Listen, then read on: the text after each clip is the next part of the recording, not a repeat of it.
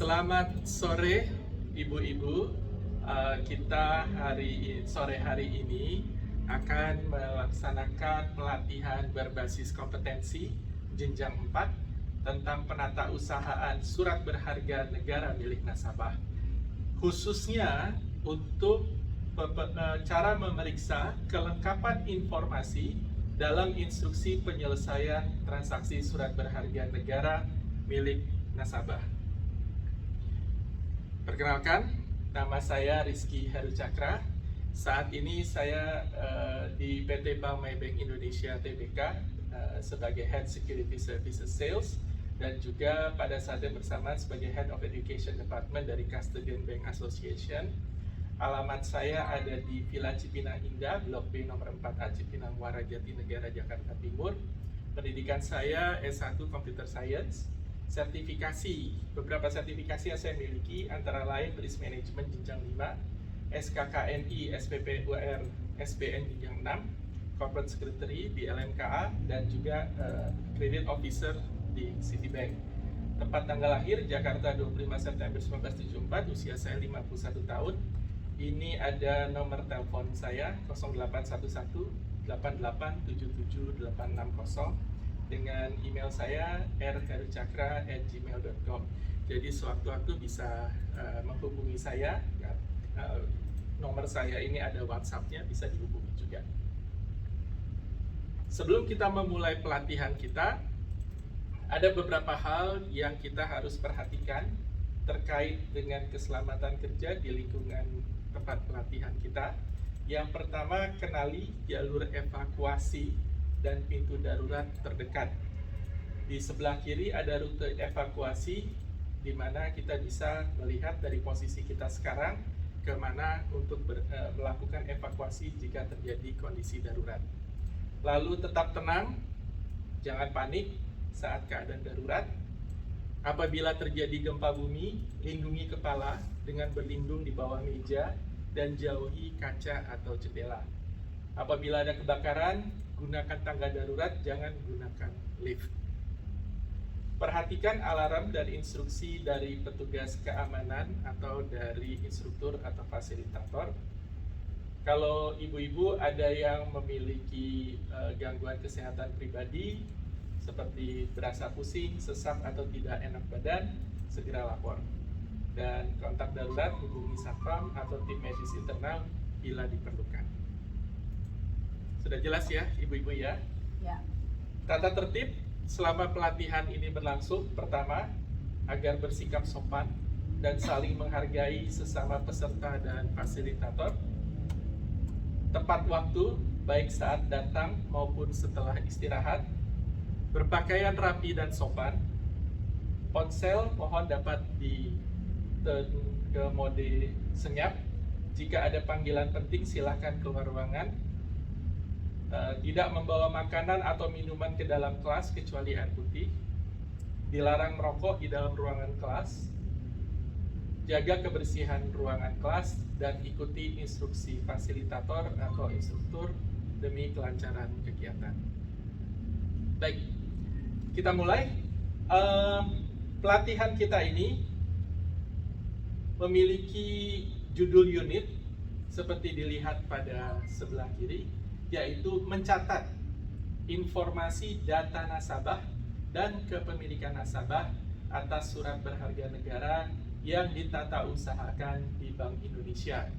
Elemen kompetensinya adalah elemen kompetensi pertama, yaitu mencatat informasi data nasabah dan surat berharga negara milik nasabah yang ditata usahakan di Bank Indonesia.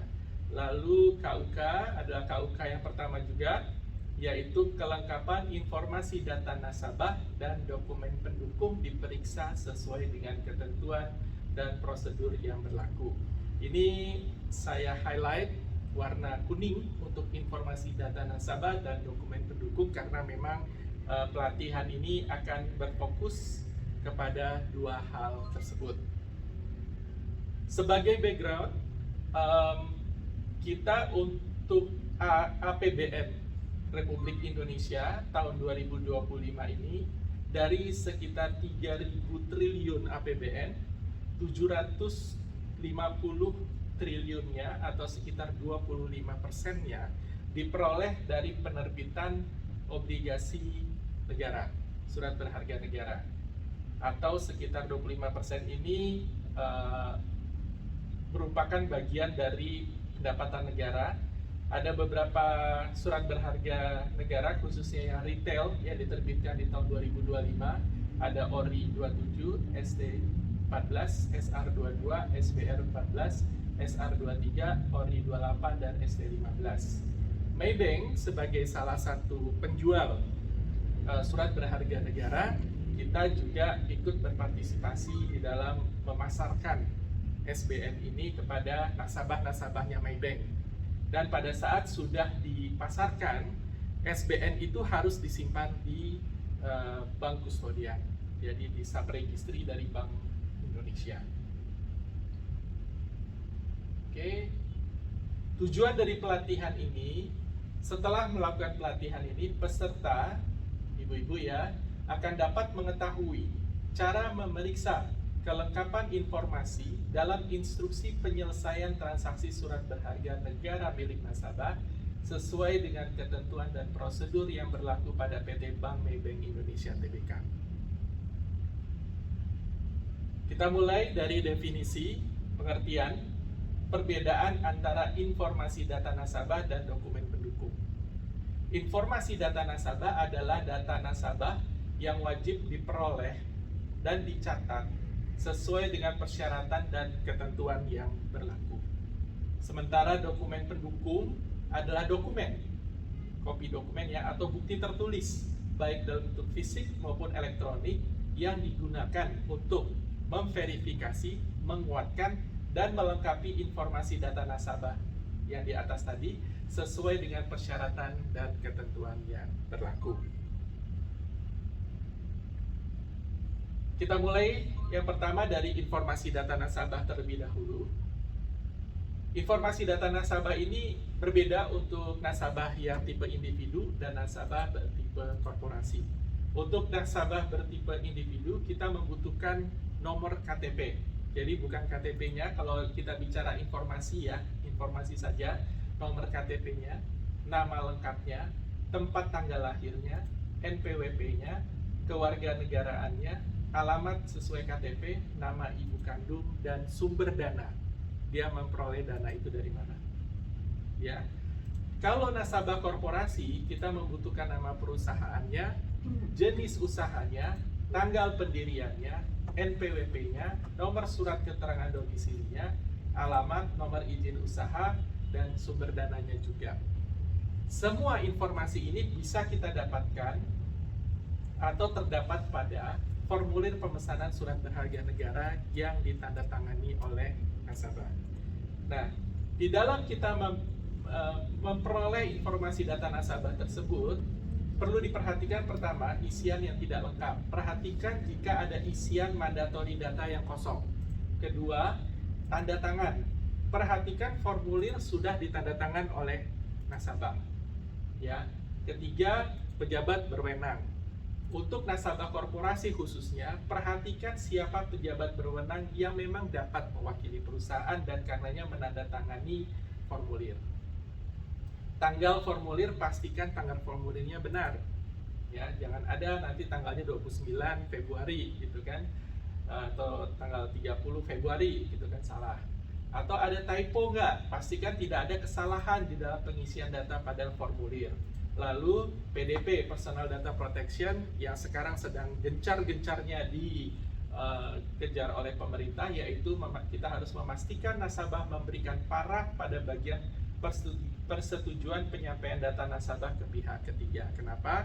Karena data nasabah ini harus kita serahkan kepada Bank Indonesia sebagai pihak ketiga. Ya. Kalau tadi adalah informasi data nasabah, sekarang kita masuk ke dokumen pendukung. Seperti apa sih yang dimaksud dengan dokumen pendukung tersebut? Dokumen pendukung juga dibedakan antara individu, nasabah individu, dan nasabah korporasi. Untuk nasabah individu cukup KTP bagi penduduk lokal. Sedangkan untuk penduduk asing diperlukan paspor. Ya.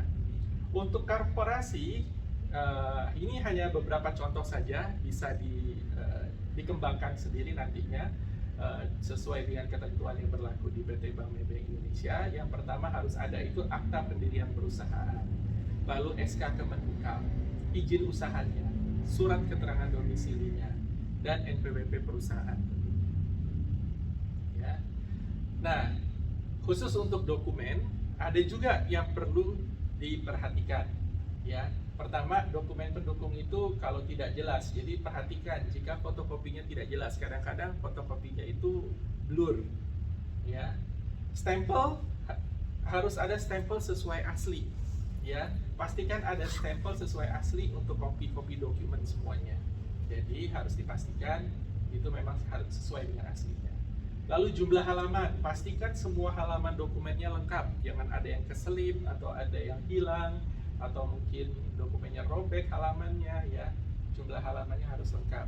Lalu validitas, pastikan dokumennya valid, misalnya tanggal ekspirasi paspor. Kalau nasabah asing tuh ada di pasportnya tanggal ekspirasi.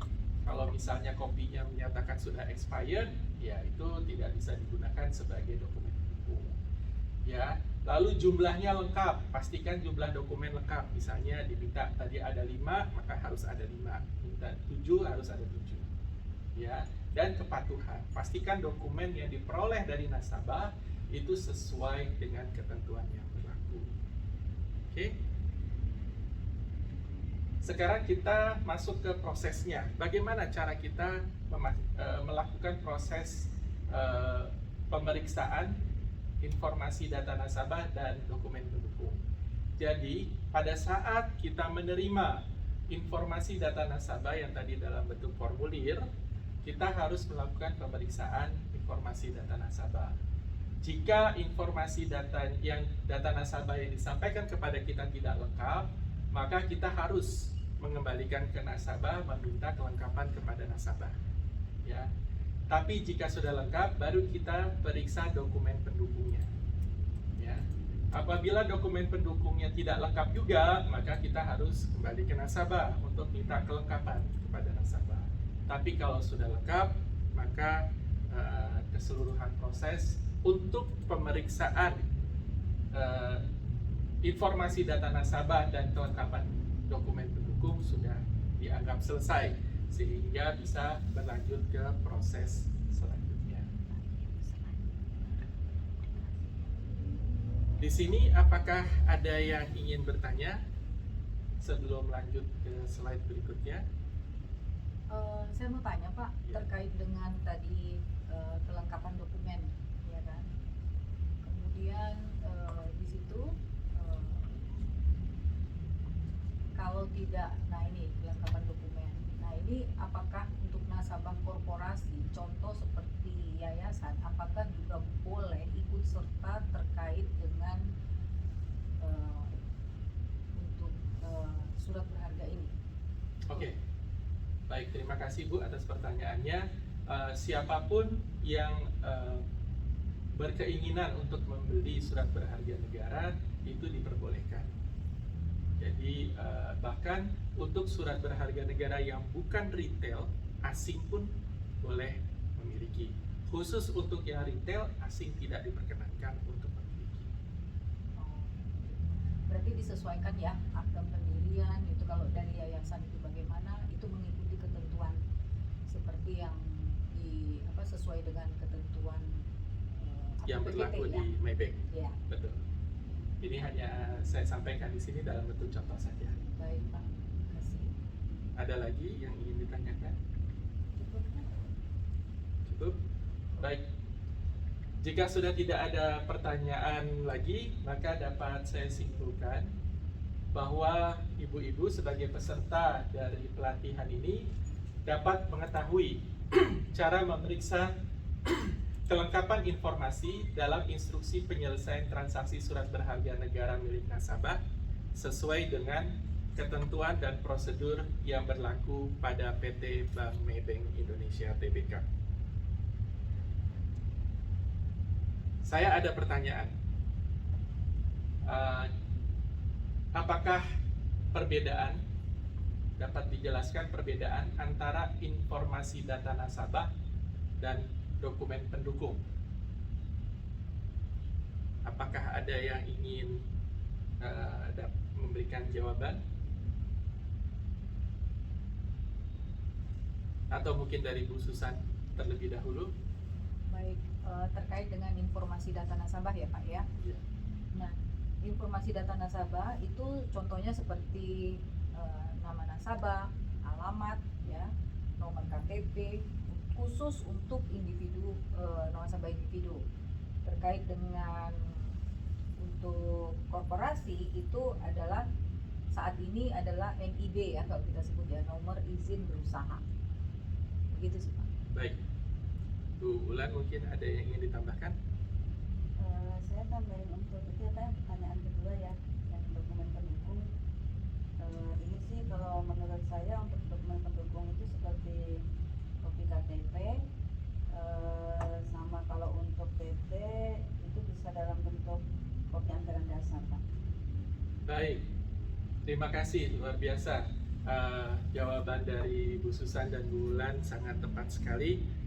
Memang bahwa ada perbedaan antara informasi dan dokumen ya.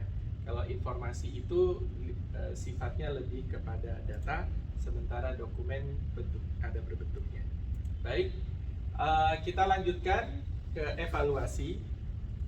Pada evaluasi ini kami telah menyediakan lembar evaluasi di meja ibu-ibu sekalian peserta. Kita akan mulai dengan ada 2 pertanyaan pilihan berganda. Kita akan mulai dengan pertanyaan pertama. Dari dokumen-dokumen di bawah ini, yang manakah yang tidak termasuk dokumen pendukung yang perlu diperiksa? A. KITAS untuk penduduk asing. B. KTP untuk penduduk lokal. SK Kemenhukam. D. Surat keterangan domisili. Silahkan diisi di lembar jawaban.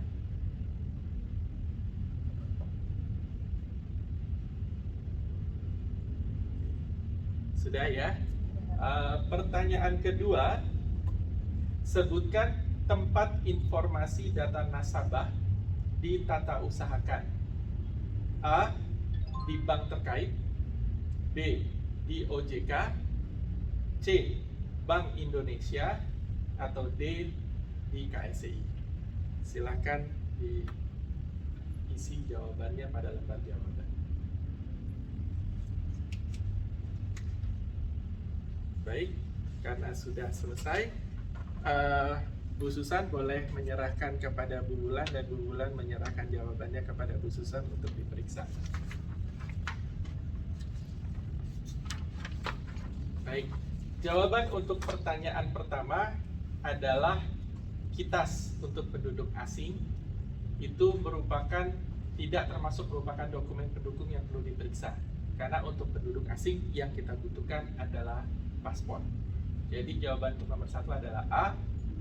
Sedangkan jawaban untuk nomor 2, tempat informasi data nasabah ditata usahakan sesuai dengan judul dari SKKNI kita, ditata usahakannya adalah di Bank Indonesia. Baik, terima kasih. Saya akan ambil lembar evaluasinya. Bu Wulan.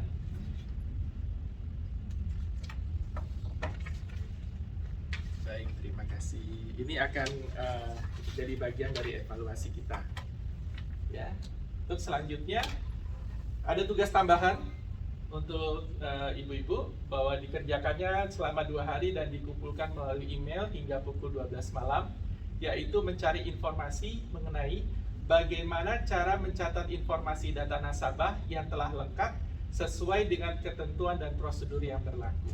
Ini akan menjadi materi pelatihan kita selanjutnya. Baik, terima kasih. Ada sedikit quotation dari Bapak John Dewey. Pendidikan bukanlah persiapan untuk hidup, pendidikan itu sendiri adalah hidup. Dari setiap proses belajar, kita sedang membentuk masa depan kita sendiri. Sebelum kita meninggalkan ruangan pelatihan, mohon agar diperhatikan jangan ada sampah, jangan ada kotoran yang tertinggal di tempat pelatihan, kita harus menjaga tempat pelatihan kita tetap bersih. Dan saya ucapkan terima kasih atas waktu yang diberikan di sore hari ini. Terima kasih.